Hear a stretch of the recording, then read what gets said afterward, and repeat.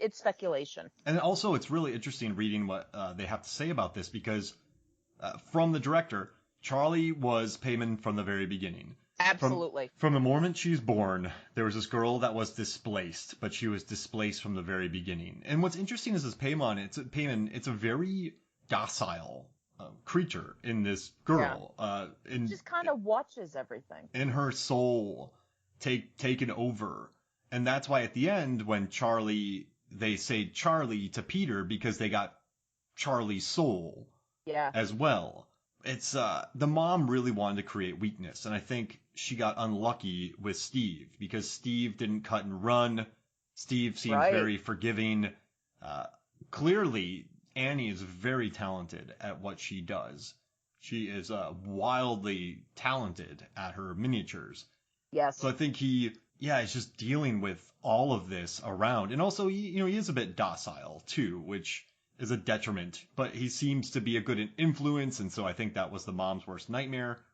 But it's interesting how the plot really ramps up after the grandma's death. Yeah. That's when we really start seeing things. Like, she was estranged for a long time, then she came back, then she died. Do you think the grandma didn't want to turn it on? Do you think the cult stepped up to kill Charlie after? Because I don't know. Oh, no, I think she did because she leaves that letter, that little note for Annie. Yeah, you're going to get some change. Where she talks about, no, not the change. Our sacrifices will pale next to the change in our pockets. Yes, it's like, the rewards that you're going to get. And she basically says, I'm sorry, essentially for like what you're going to go through. And it says, stuff about, I don't remember where I wrote it down. You're going to be like Scrooge McDuck. Yeah, it's this thing where there it is. The rewards outweigh the sorrow. Like, don't grieve the losses because the rewards outweigh the sorrow. And you're just like, what? And she dismisses it because her mother wasn't well at the end.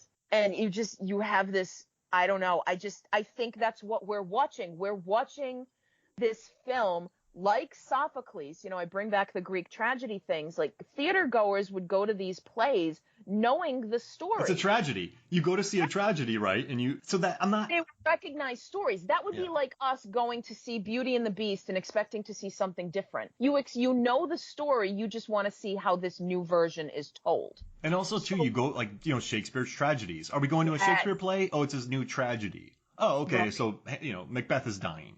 So chaos is coming. You do, and it's just watching it unfurl. This is the catharsis of Greek theater. The expenditure of pity and fear, and that's exactly what this movie is: pity and fear. I guess I just never connected. Poor schmuck, It's really what it is. It's pity for this family, and I'm telling you, I wrote down the words, poor Steve. Steve gets my pity left and right in this film, and I think that's what he was going for. All these poor schmucks are dying so people can get change. God, and I mean can we talk about the poll? Can we talk about how about this? Let's can we take a quick break and then we'll talk about the poll. Then I got another really interesting thing to talk to you about. How's that sound? Yes, I love it. Okay, we'll be right back. Welcome back to Movies, Films, and Flicks. And before we get into the poll, I just want to talk about the scene where Joan corners Annie at the craft store. Yes. I thought it was really interesting what Ann Dowd was doing, where whenever Annie looked away, Joan would pull her eyes back to her. Right. Get that eye contact again. It was so evident. Once again, I knew what was going on. But she just kept, look at me. Mm. They are just guiding this woman. Like, she knows exactly what she's doing. And I like those little moments in there because that's not something, they never tell you it. They show you it, and I love that. That's one thing I do like. But yeah, she keeps pulling her back to do the eyesight because you need that eyesight there to do that. That's your connection. But she's almost desperate in this scene because they try to slip the flyer under there for the seance. That doesn't work. So then they put in a splinter agent because they got to get their money. So then they throw Joan in there, and then Joan was her desperation. This group seemed very desperate towards the end because I think they know that they're so splintered at this moment. They know that Charlie's death splintered them even further, and that's their best way to get in because of grief. You make bad decisions sometimes when you're hurt and you're sad. So it's just these people, manipulating them so they can get those gold coins in their pockets, so they can have all that, let it rain. And I just thought that was interesting. I thought it was pretty cool how she did that. It is. It's just, and like, she's very slick with her manipulation, because she knows. She's like, yes, I know your reaction. Yes, I'm going to have the same reaction. You know, like, she's not just this obsessed individual who's like, oh my God, this was so wonderful. Oh my God. She goes, no. I know what I sound like. I get it. I had the same reaction, but trust me, like, you got to just come see it for yourself. And then once she sees it, that's it. She's in. You know, she knows she's got her. Yeah. Don't translate this. Just say it. Yeah. Oh God, that was so funny. Like, here's this piece of paper. Here's what you read. Don't worry about what it means. Just say it exactly as it is. And she says it, and it's like, oh dear, what are you doing? And I don't know, so I love that it's a tragedy. I love that we know where it's going, but I guess I was never invested in any of the characters. So then the drama and the tragedy and the ensuing car crash didn't hit me, if that makes sense. And also, it's very... It's the staggering nature of this accident. I mean... Thump. Oh, and they show the face. Oh my God. Which face? Hers? Are you talking about Charlie's face that's just laying on the ground? That's what I thought you were talking. I mean, that's the other thing. Like, they drag out this sequence to that you go, okay, they're not going to show it. And then they show it. It's like, oh my God, with the ants. It's just like, you finally lulled me into assuming you weren't going to show it. And then you bastards flashed it at me. It's like, this sequence. Now, I'm a crazy person, and I actually tracked the timestamps for this sequence. This whole thing, from when he slams on the brake, right? So it's when she gets hit, when she hits her head, to like when he slams on the brake. So it's like 33 minutes and 30 seconds is when this occurs, right? We look at the car. You want to talk about these wide shots.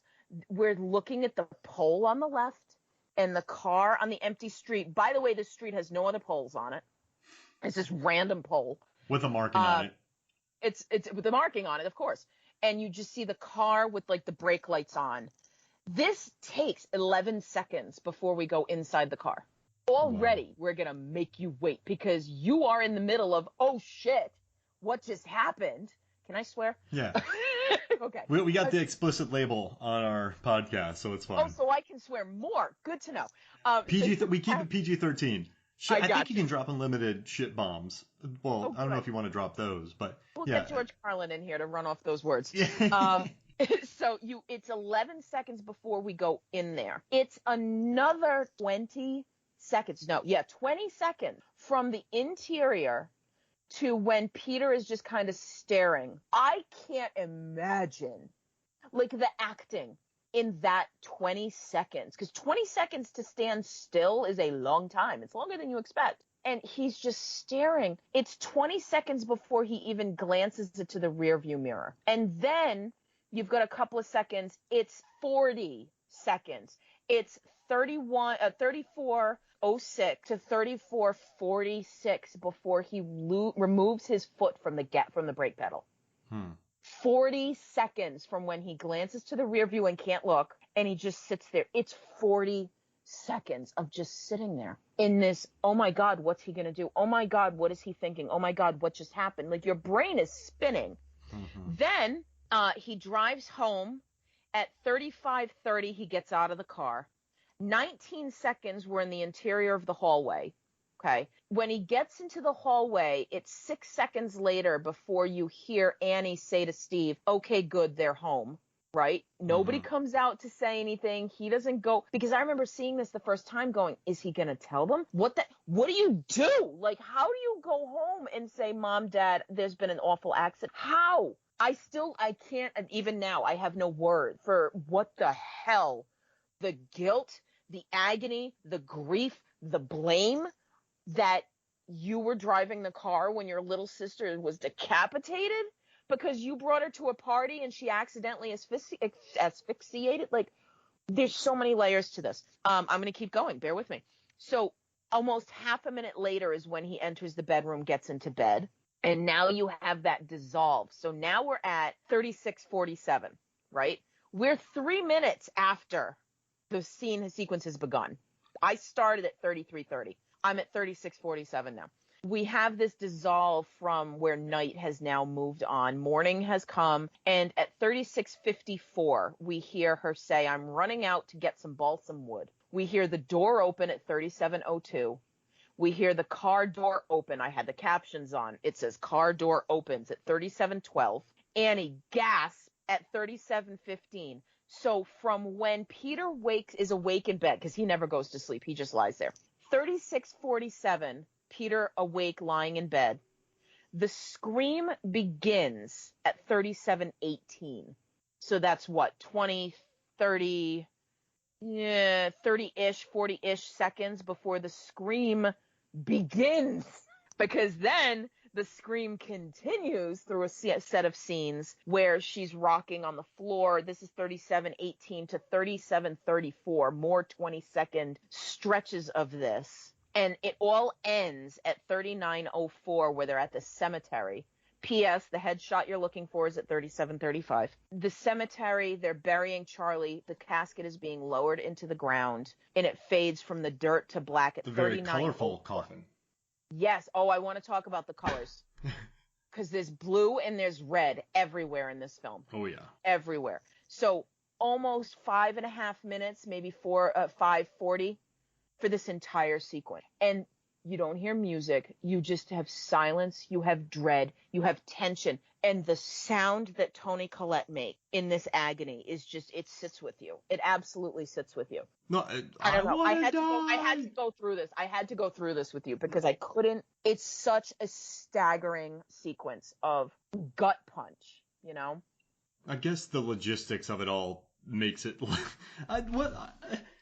It's so expertly performed, and I feel dead inside for not hating it, but the cult members put their symbol on that pole, put a dead deer in the road, and just cross their fingers.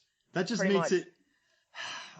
Can I ask you something? You love villains. What would you rate these villains as? I know the movie isn't about the villains, but... Frankly, I really like the dude who's smiling.